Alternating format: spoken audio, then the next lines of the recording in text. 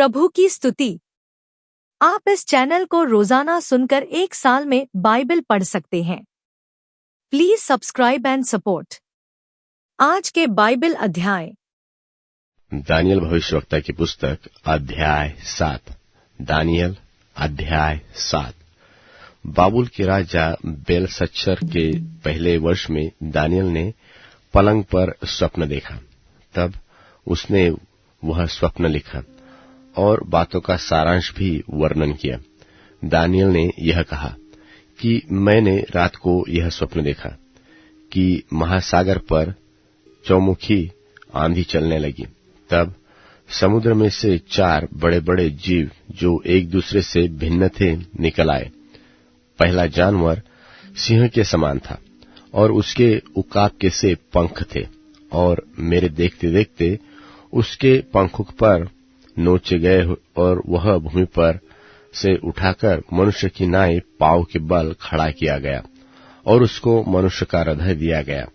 फिर मैंने एक और जीव देखा जो रीछ के समान था और एक पांजर के बल उठा हुआ था, और उसके मुंह में दांतों के बीच 3 पसूली थी, और लोग उससे कह रहे थे कि उठकर बहुत मांस खा।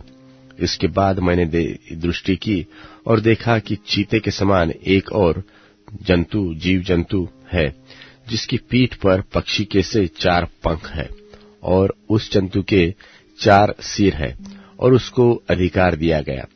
फिर इसके बाद मैंने स्वप्न में दृष्टि की और देखा कि चौथा एक भयंकर और डरावना और बहुत ही सामर्थी जीव है, और उसके लोहे के बड़े बड़े दांत है।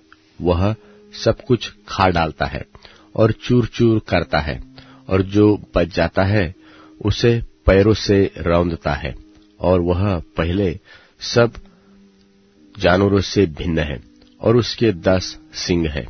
मैं उन सींगों को ध्यान से देख रहा था तो क्या देखा कि उनके बीच एक और छोटा सा सींग निकला, और इसके बल से उन पहले सींगों में से 3 उखाड़े गए।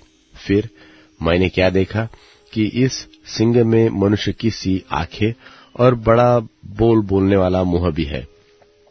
मैंने देखते देखते अंत में क्या देखा कि सिंहासन रखे गए हैं, और कोई अति प्राचीन विराजमान हुआ, जिसका वस्त्र हिम सा उजल और सिर के बाल निर्मल ऊन सरीखे हैं।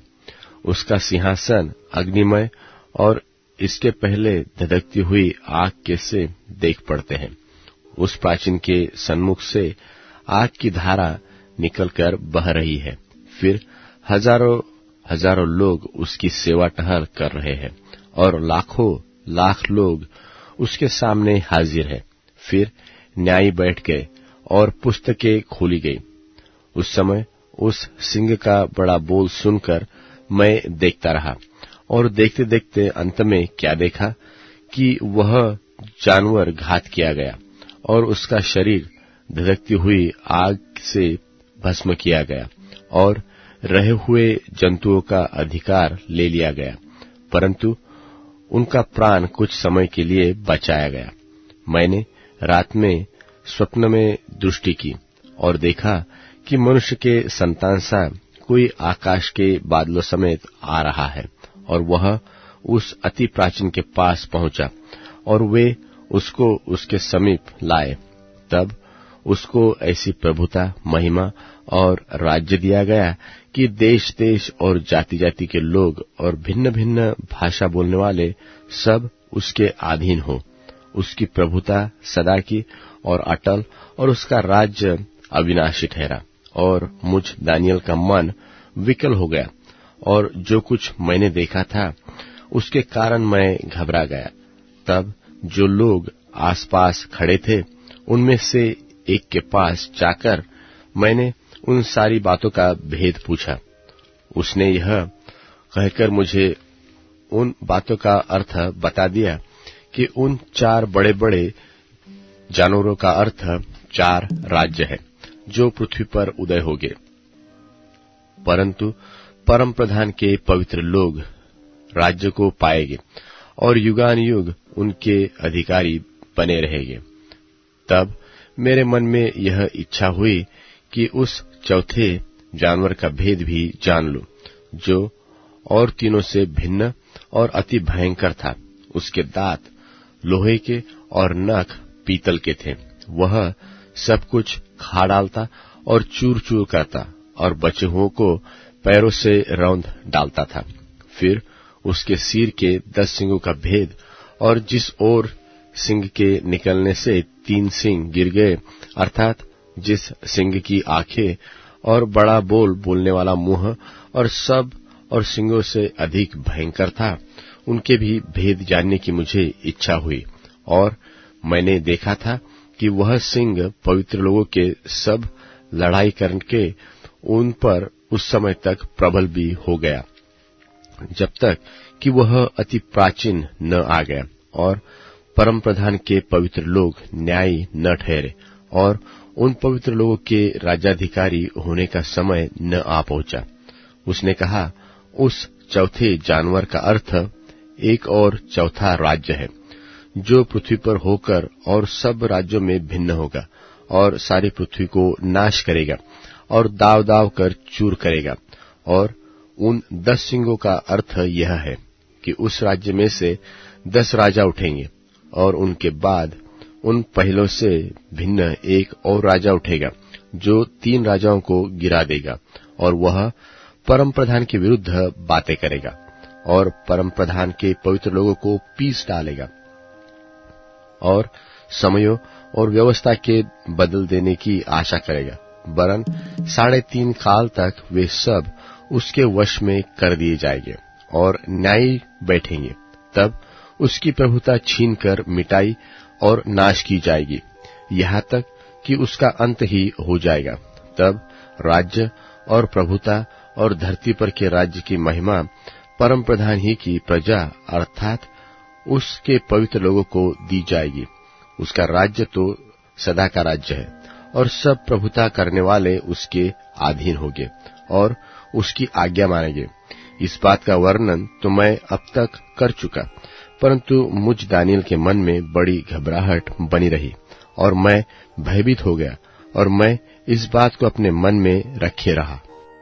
दानियल भविष्यवक्ता की पुस्तक अध्याय 8। दानियल भविष्यवक्ता की पुस्तक अध्याय 8। बेलशस्सर राजा के राज्य के 3रे वर्ष में एक बात मुझ दानियल को दर्शन के द्वारा उस बात के बाद दिखाई गई, जो पहले मुझे दिखाई गई थी। जब मैं एलाम नाम प्रांत में शूशन नाम राजगढ़ में रहता था, तब मैंने दर्शन में क्या देखा कि मैं उले नदी के किनारे पर हूं। फिर मैंने आंख उठाकर क्या देखा कि उस नदी के सामने 2 सिंग वाला एक मेढ़ा खड़ा है, और सिंग दोनों तो बड़े हैं, परंतु उनमें से एक अधिक बड़ा है, और जो बड़ा है वह दूसरे के बाद निकला। मैंने उस मेढ़े को देखा कि वह दक्षिण, पश्चिम, उत्तर की ओर सिंग मारता रहा है, और न तो कोई जंतु उसके सामने खड़ा रह सकता है, और न कोई किसी को उसके हाथ से बचा सकता है, और वह अपनी ही इच्छा के अनुसार काम करके बढ़ता जाता है। मैं सोच ही रहा था, तो फिर क्या देखा कि एक बकरा पश्चिम देश से निकलकर सारी पृथ्वी के ऊपर ऐसा फिरा कि चलते समय भूमि पर पांव न छुआया, और उस बकरे की आंखों के बीच एक देखने योग्य सिंग था, और वह उस 2 सिंग वाले मेढ़े के पास जाकर, जिसको मैंने नदी के सामने खड़ा देखा था, उस पर जलकर अपने पूरे बल से लपका। मैंने देखा कि वह मेढ़े के निकट आकर उस पर झुंझलाया और मेढ़े को मारकर उसके दोनों सिंगों को तोड़ दिया, और उसका सामना करने को भेड़े का कुछ भी वश न चला।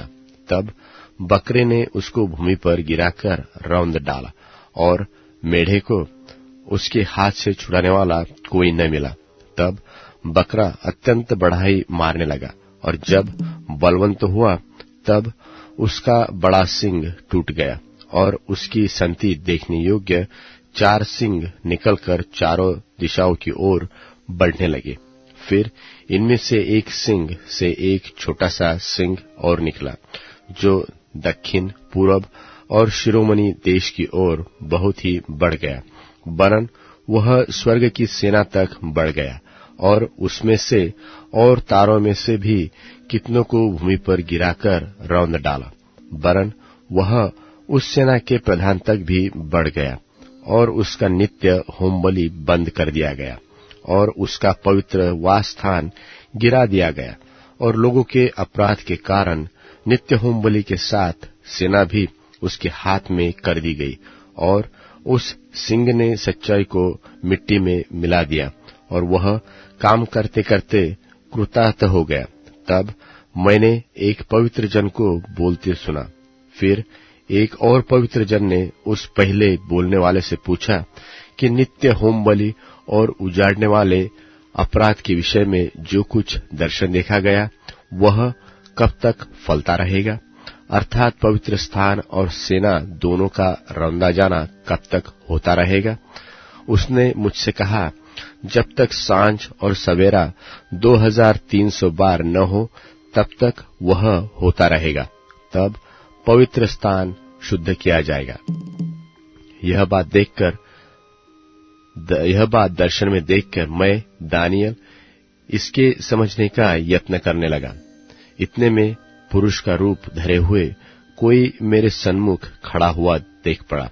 तब मुझे उलय नदी के बीच से एक मनुष्य का शब्द सुन पड़ा, जो पुकार कर कहता था कि हे जिब्राइल, उस जन को उसकी देखी हुई बातें समझा दे। तब जहां मैं खड़ा था वह मेरे निकट आया और उसके आते ही मैं घबरा गया और मुंह के बल गिर पड़ा। तब उसने मुझसे कहा, हे मनुष्य के संतान, उन देखी हुई बातों को समझ ले, क्योंकि उनका अर्थ अंत ही के समय में फलेगा। जब वह मुझसे बातें कर रहा था तब मैं अपना मुंह भूमि की ओर किए हुए भारी नींद में पड़ा था, परंतु उसने मुझे छूकर सीधा खड़ा किया। तब उसने कहा, क्रोध भड़कने के अंत के दिनों में जो कुछ होगा वह मैं तुझे जताता हूं, क्योंकि अंत के ठहराए हुए समय में वह सब पूरा हो जाएगा। जो 2 सिंग वाला मेढ़ा तूने देखा है, उसका अर्थ मादियों और फरीसियों के राज्य से है, और वह रोआर बकरा यूनान का राज्य ठहरा है, और उसकी आंखों के बीच जो बड़ा सिंह निकला वह पहला राजा ठहरा, और वह सिंह जो टूट गया और उसकी संति 4 सिंह जो निकल आए।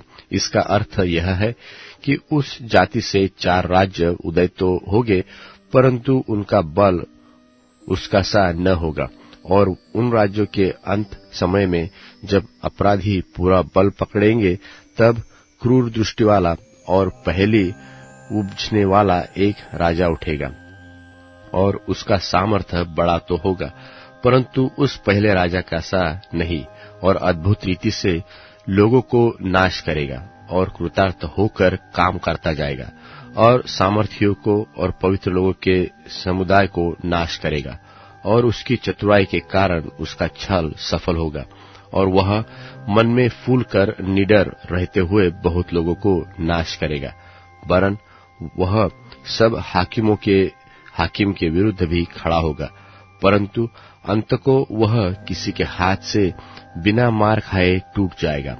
और अब सांझ और सवेरे के विषय में जो कुछ तूने देखा है और सुना है वह सच बात है, परंतु जो कुछ तूने दर्शन में देखा है उसे बंद रख, क्योंकि वह बहुत दिनों के बाद फलेगा।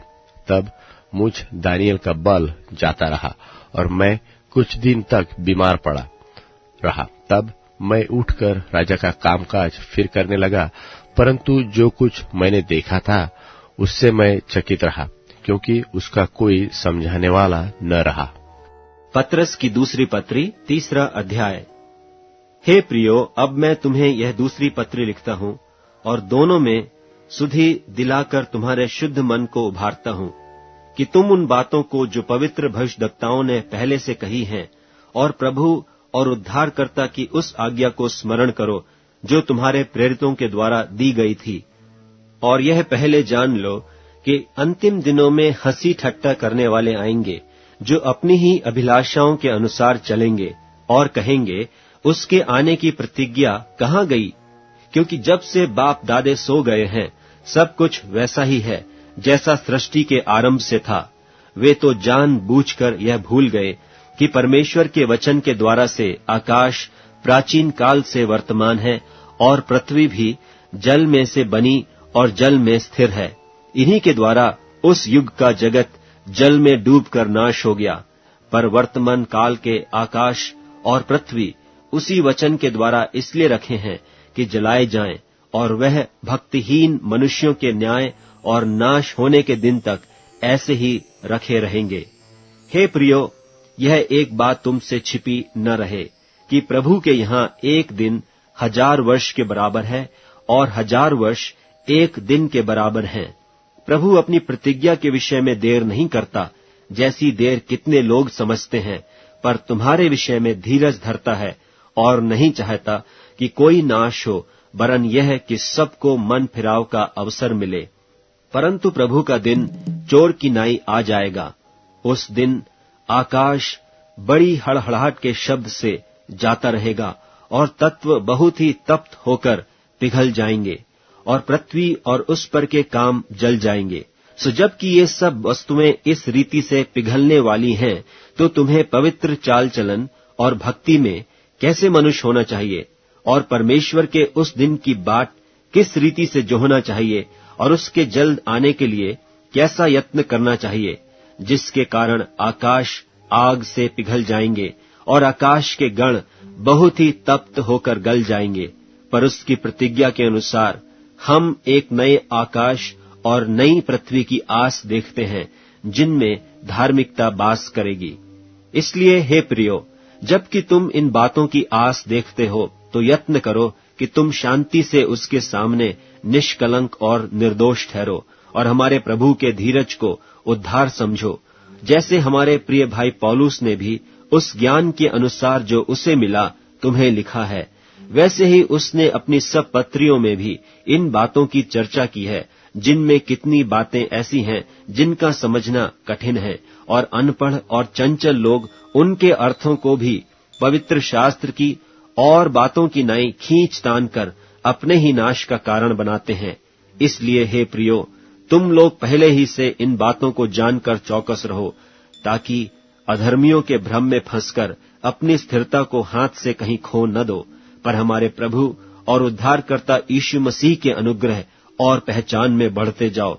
उसी की महिमा अब भी हो और युगानुयुग होती रहे। आमीन। भजन संहिता अध्याय 150। भजन संहिता अध्याय 150। यह की स्तुति करो, परमेश्वर के पवित्र स्थान में उसकी स्तुति करो। उसकी सामर्थ्य से भरे हुए आकाश मंडल में उसकी स्तुति करो। उसके पराक्रमों के कामों के कारण उसकी स्तुति करो। उसकी अत्यंत बढ़ाई के अनुसार उसकी स्तुति करो। नरसिंगा फूंकते हुए उसकी स्तुति करो। सारंगी और बीना बजाते हुए उसकी स्तुति करो। डब बजाते और नाचते हुए उसकी स्तुति करो। तार वाले बाजे और बांसुली बजाते हुए उसकी स्तुति करो।